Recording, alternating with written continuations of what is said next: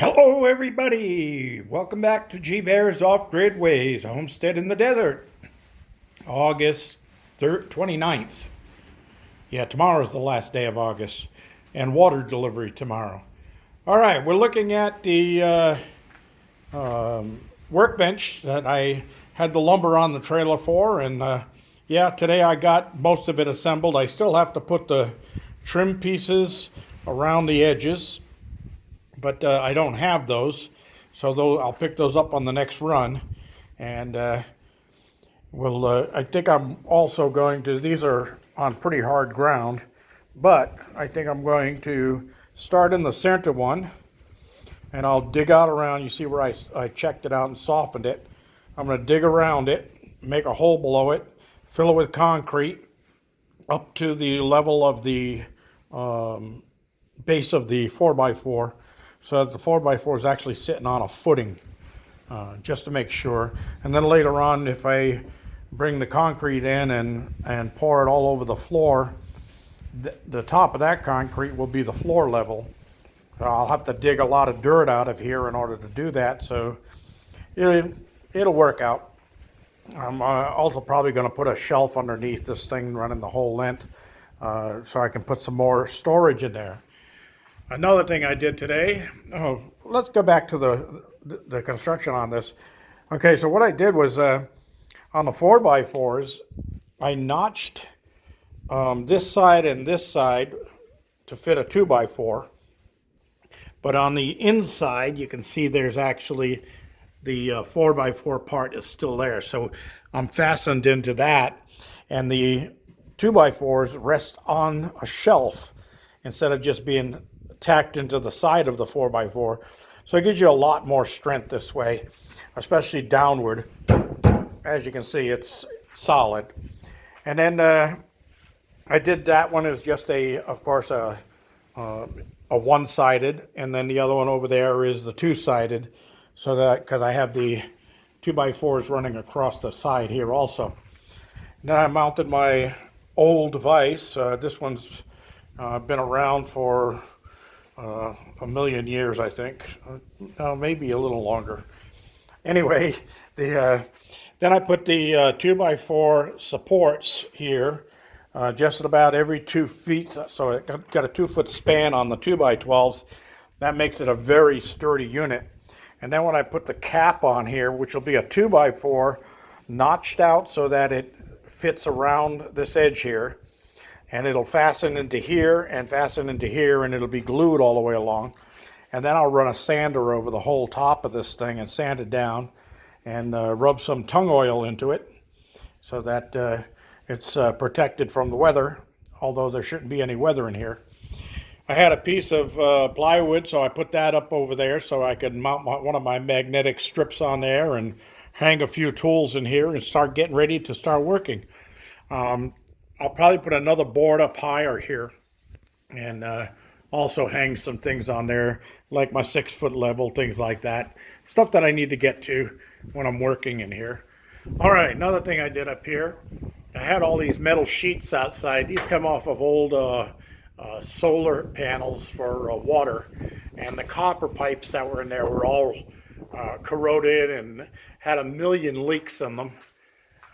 Whoever built those things, I guess they never heard of electrolysis.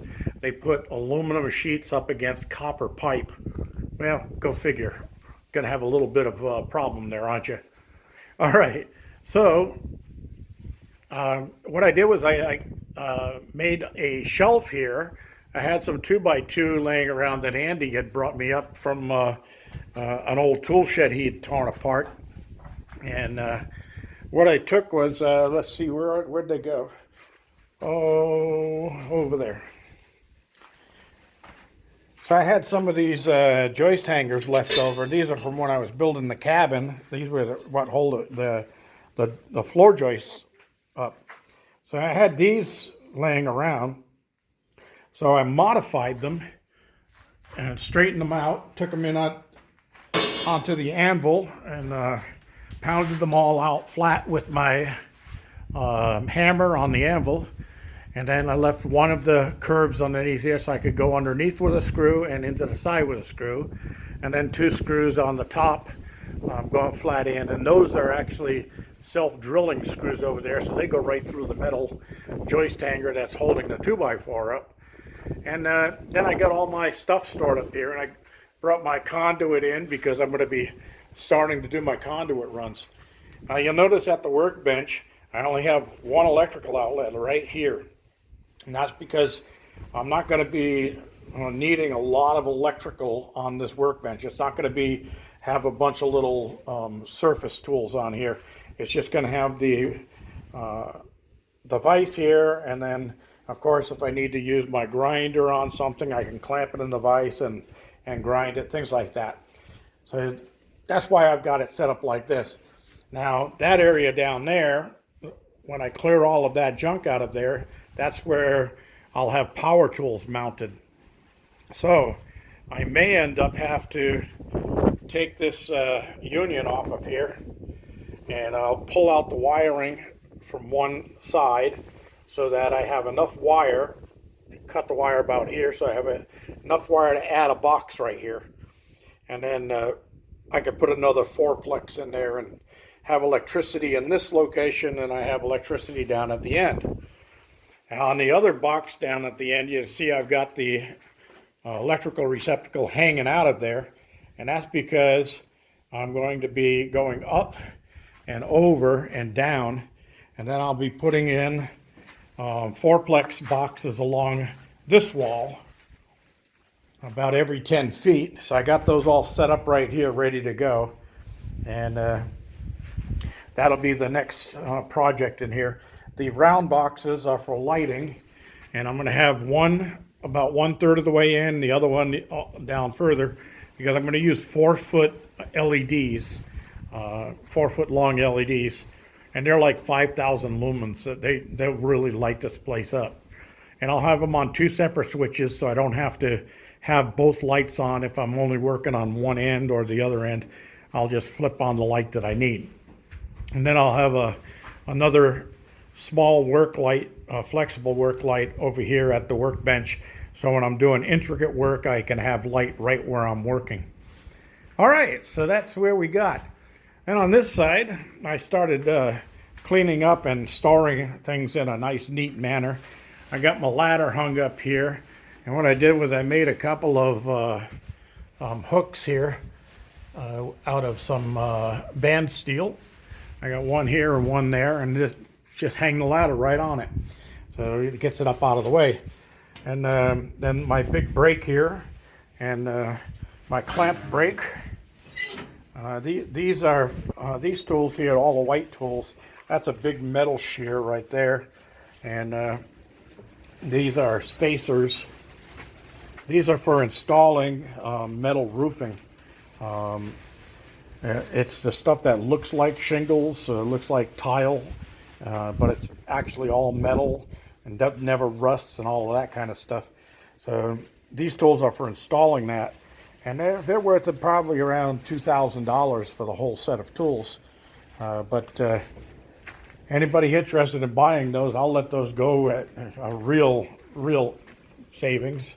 So if you're into doing those metal roofs, or you know somebody who is and wants to buy those tools, let me know, and we'll get those things out of here, because I'm not going to be doing any more metal roofing. I've retired. Well, I retired a couple of years ago, but the tire's just holding up pretty good, so I shouldn't have to retire for another couple of years. All right, so I'll be taking these 2 doors apart and getting the glass out of those and getting those ready. I've got a plan of what I'm going to be doing with that. I've got another lock here that needs to be rekeyed because there's no key for it. So I'll get this pulled out, and then that'll be one of the videos I do on rekeying. I also have down here on the shelving, I got 4 boxes of Schlage all-purpose entrance locks. These are commercial lever type entrance locks. I found those down the road in the desert. Somebody dumped them, and there's no keys with them, of course, but I can rekey those and make them serviceable so I can use them for something if I need them down the line. And they're solid brass. If I don't use them, I'll of course always go for recycle that metal. Yeah, it's all lead here that I've saved up. That's some of my lead. I got a lot more laying around. Yeah, there's some more up here. But yeah, these are all things that you can't get anymore. So that's about all for today. I'm going to cut this one off now and go inside, get myself a cold one, close this place up. Tonight's dinner is going to be buffalo wings. I sure hope that buffalo's in season. I don't want to get in trouble with, oh, wait a minute. Buffalo wings. That's really, is that, not, never mind. All right. Yeah, I'm going to have buffalo wings with bacon wrapped asparagus and corn on the cob. So close things up here. And I'm going to head inside. Pour myself a cold one on the rocks today.